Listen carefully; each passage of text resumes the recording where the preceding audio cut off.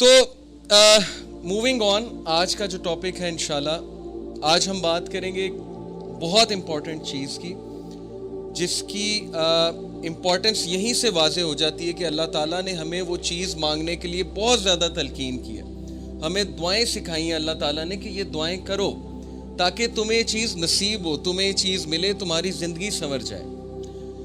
وہ چیز کیا ہے؟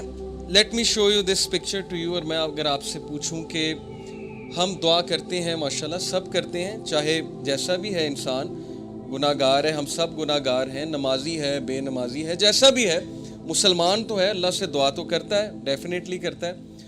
تو ہمیں دیکھنا ہے کہ ہماری میجورٹی دعائیں کیا ہوتی ہیں۔ کیا ہماری دعائیں صرف دنیاوی ہوتی ہیں کہ اللہ میرا رشتہ ادھر کرا دے، مجھے یہ پسند آ گیا، مجھے یہ شخص دے دے، ٹھیک ہے، ان دعاؤں میں کوئی حرج نہیں ہے۔ اگر کوئی پسند آ جائے تو اس کے بارے میں یہ حلال دعا کرنا یہ بڑی اچھی بات ہے کہ میں حرام سے بچنا چاہتا ہوں تو ہمارا نکاح ہو جائے، لیکن آبویسلی ایک دنیاوی دعا ہے۔ اور پھر یا اللہ مجھے جاب دے دے، میری اتنی سیلری ہو جائے، یا مجھے یہ چیز دلا دے، یا مجھے یہ پوزیشن دلوا دے، وغیرہ وغیرہ۔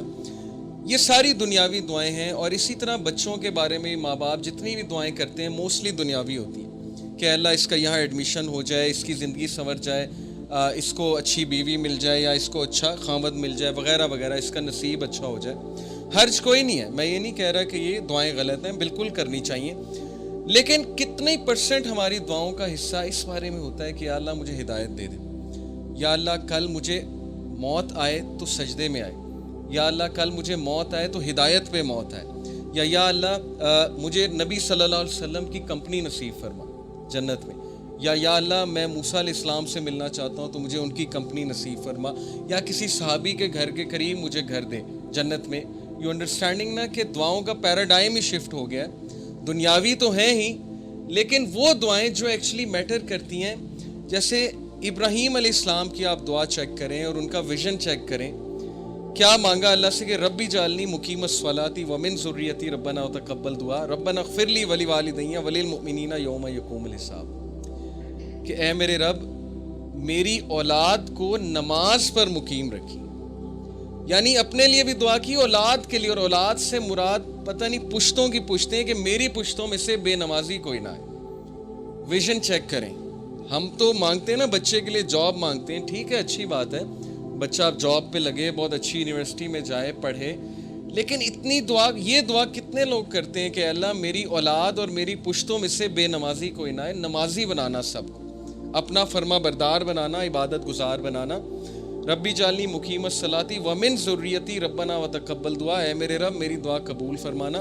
ربنا اغفر لی ولوالدی وللمؤمنین، اے میرے رب مجھے معاف کرنا، میرے والدین کو معاف کرنا، اور مومنین کو جو آنے والے ان کو معاف کرنا، یوم یقوم الحساب، اور اس دن ہمارا حساب آسان لینا۔ دس از ویژن، یہ ہوتی ہے لیڈرشپ، اور یہ ہوتا ہے ایک لیڈر کی دعا کہ کتنے ویژن کے ساتھ کتنی براڈ دعا کر رہے ہیں۔ اسی طرح نبی صلی اللہ علیہ وسلم کی فیوریٹ دعا آپ کو پتہ ہے کیا تھی؟ ربنا آتنا فی الدنیا حسنۃ وفی الآخرۃ حسنۃ وقنا عذاب النار۔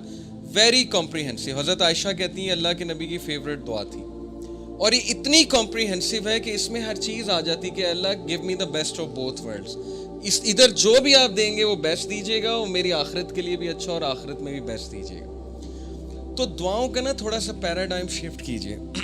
اصحاب کہف کی دعا، ربنا آتنا من لدنک رحمۃ وہیئ لنا من امرنا رشدا، اے ہمارے رب ہمیں گائیڈ کر سیدھے راستے پہ، اور ہمیں ہدایت پہ میں انکریز کر، اور ہمیں راستہ دکھا، اور ہمیں ثابت قدم کر دے۔ اس میں سب کچھ آتا ہے اس دعا میں۔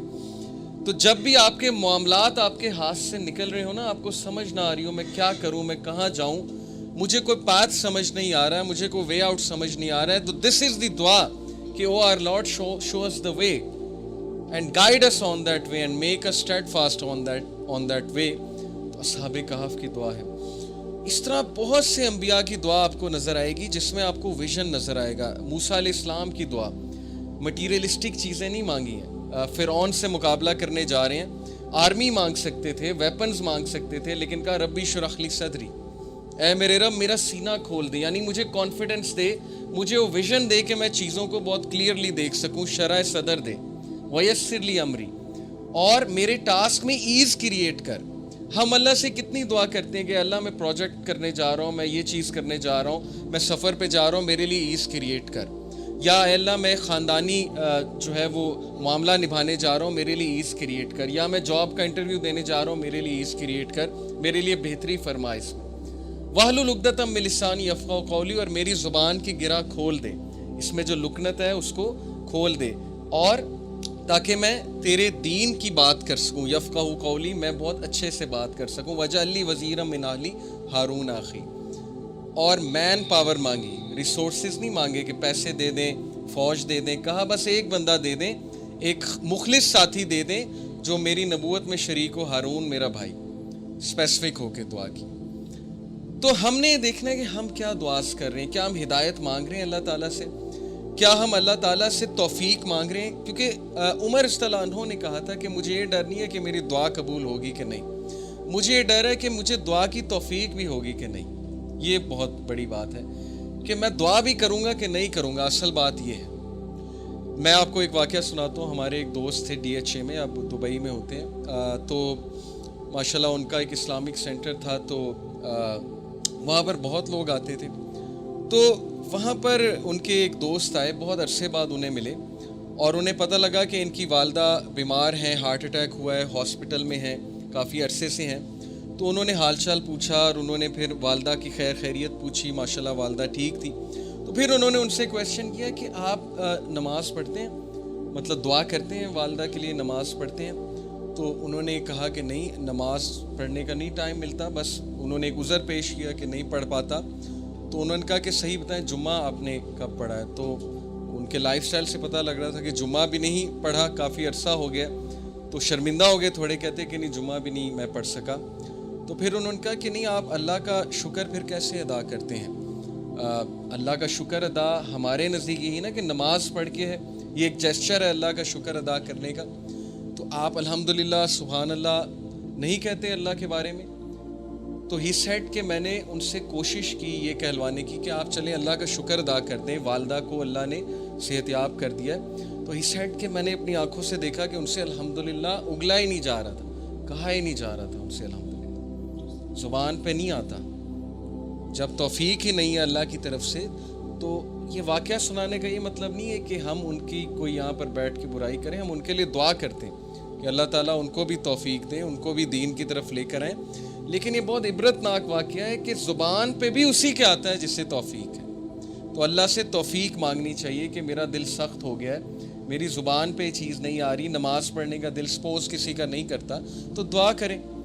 لاسٹ ٹائم ہم نے ایک دعا سیکھی تھی, ربی اعنی علی ذکرک و شکرک و حسن عبادتک. تو یہی تو وہ دعا ہے کہ اللہ مجھے عبادت میں حسن عطا فرما. تو مین چیز ہے دعا کا کرنا.